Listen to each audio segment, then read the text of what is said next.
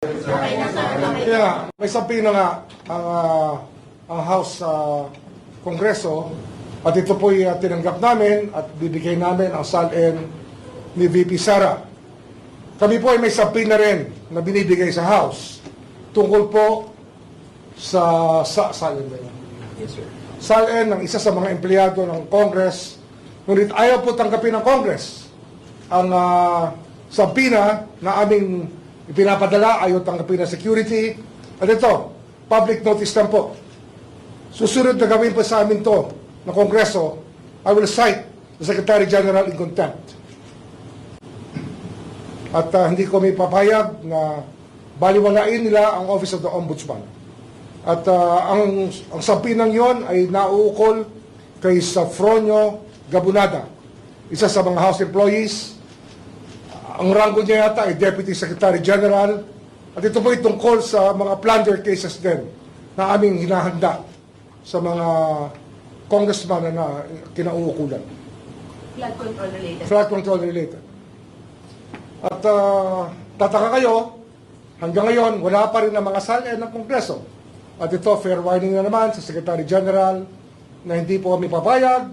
At sa linggong ito, pag hindi namin nakuha yung mga SALN na una namin hiningi, ay sususpindihin ko po siya mula sa posisyon. Magkasubukan na po ang ating legal system kung ito po ang kinakailangan. May rason po ba yung House kung ba't sila tumanggit at meron mga official na tumanggit? Wala sa akin, wala akong dahilan dyan. Kung gusto may paraan, kung ayaw may dahilan. Ngunit hindi kami pumapayag sa kahit ano pang dahilan. Sapagkat sa sabina ng Ombudsman ay sabina po ng batas.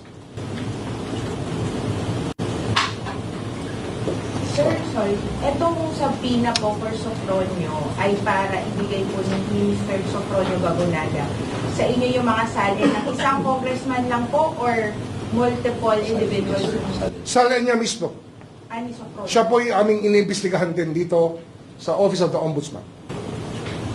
So sir, itong nirereklamo niyo pong parang hindi po nire-recognize yung inyong sabina. Concerning Sofronio Gabunada lang. Yes, hindi, pero ang Secretary General kasi matagal nang umiiwas na ibigay sa amin ang nire-request namin mga SALN. At ito po ay magkakaroon tayo ng medyo problema sapagkat ito po ay tungkulin nila sumunod sa kautusan ng Ombudsman. Tungkulin po nila yan. Kaya ngayon, ang sasabihin ko na sa publiko, lahat po ng congressman, hinihingi po namin ang SALN ng 10 taon at kung gaano katagal man sila sa Kongreso. At lahat po ng Secretary General at nakaraan mula sa 10 taon na hanggang sa mga Deputy Secretary Generals, hinihingi rin po namin ang kanilang mga SALN. Bibigyan pa namin sa pina sila bukas at sana huwag silang magkakamaling huminti sapagkat hindi po kami papayag na hindi sila mag-comply sa aming kautusan. Ombudsman, meron na po ba kayong initial communication kay Speaker D about this po? Meron na ho. At nag-usap pa kami ng Secretary General ng 1 linggo, 2 linggo na nakararaan. Kaya kami nagtataka kung bakit hindi sila nag-comply sa aming pinag-usapan. Dahil po sa nangyari, Ombudsman, haharap po ba kayo sa impeachment proceedings? Hindi, magko-comply kami. Basta katungkulan namin, tungkulin namin, magko-comply kami. Ang hinihingi namin sa kanila, yung kanilang tungkulin sa taong bayan, na bigyan sa amin ng impormasyon, ay kanilang ibigay. Sir, yung subpoena po kasi is asking you to come in person on April 14 to submit the SALN of the Vice President. So does this... Yung custodian ng SALN na magdadala. Hindi po kayo personal? Hindi ako personally. Hindi naman ako may hawak dyan, kundi yung officer na may hawak mismo ang magdadala pagkat siya po ay may personal knowledge tungkol sa bagay-bagay na kanilang hinihingi. Sir, may naisip ba kayong reason kung bakit ayaw i-provide ng ibang lawmakers yung SALN nila? Hindi ko naintindihan kasi ang batas ay batas. Dapat sumunod sila. Huwag nila sasabihin separate branch of government. Kung sila ay kahit speaker pa o kahit ano pang rango, pag may sabina po, sumusunod po tayo. Kung sa korte po tayo, sinabina, susunod po tayo. Kung sa ombudsman tayo sinabina, susunod po tayo. Yan po ang nasasabi ng ang batas na nilikha upang bigyan ng poder ang Office of the Ombudsman.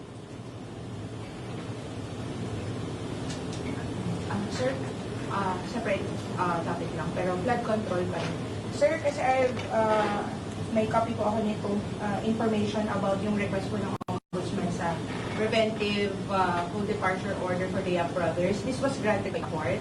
Nakalagay po kasi dito sa request nyo, you cited na they may be liable for graft and malversation. We would just like to have a confirmation. Isa yan sa aming inahandang kaso. Marami pong kaso na malamang lumabas na ngayong Abril at marami pong lalabas na kaso sa Mayo. At hindi lang po malversation, kundi plunder po, ipa-file na namin. Plunder cases will be filed by this office against high-ranking people very soon enough, by the month of May. But sir, as far as the Yap brothers are concerned, graft and malversation pa rin may hindi. Pwedeng plunder din. Depende pa sa aming findings. Pwedeng plunder din. Because we want the Supreme Court to revisit the doctrine of plunder. Yung doctrine ng Korte Suprema sa plunder ay dapat mausisa muli sapagkat tila ginagawa nila imposible ang plunder maging krimen. Kaya ito po yung nasa sa kanila na. Bibigay namin ang responsibilidad sa Korte Suprema upang maglahad ng tamang patakaran tungkol sa plunder. Sapagkat meron na po silang nakaraang mga ruling na hindi po sang-ayon sa aming paniniwala. So, sir, sorry, yung sa Supreme Court, you filed a motion for them to clarify? Hindi. Sinasabi ko lang na plunder ipa-file namin at darating sa kanila ang tanong na yan muli upang mabisita nila muli ang mga doktrina na kanilang nilabas tungkol sa plunder.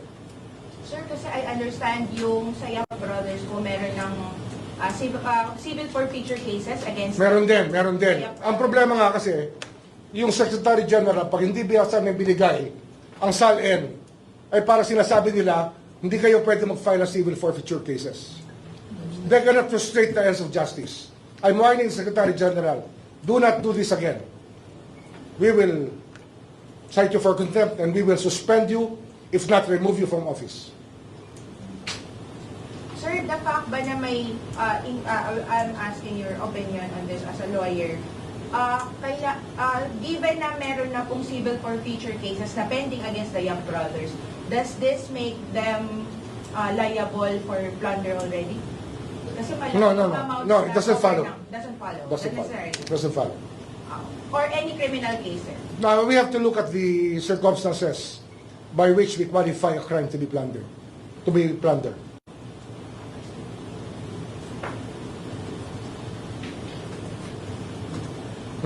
That's all on my end. Anyway, Kayo, sir. in the same light, I'd like to say that we have been seriously preparing a case of plunder against former Speaker Martin Romualdez and former Senate President Chisa Escudero. Plunder rin ang aming hinahandang kaso para sa kanila. Sir, Related sa- on record, sir. And as a conspiracy, with the element of conspiracy involved in the preparation of the complaint. How soon po ito? Well, within the month of May. We're just tying up many things that have to be there for us to make a case out of it. Pero the Senate President, the former Senate President, and the former Speaker will be subjected to a case of plunder very soon. Flood control case, flood control related po ito, sir. Ito. Flood control related in so many ways, yes. Ombudsman, sila na po yung sinasabi nyo kanina ng matataas na opisyal. Nakaswag. Sila yan. Pero marami pang iba kasi nga marami pang ibang mga miyembro ng dalawang bahay na maaaring tamaan din ng mga kaso ng plunder sa aming hinahanda ngayon. Sir, curious lang. Since ito ay involving former Senate President and Speaker, may kinalaman din ba sa violation of, drafting a budget?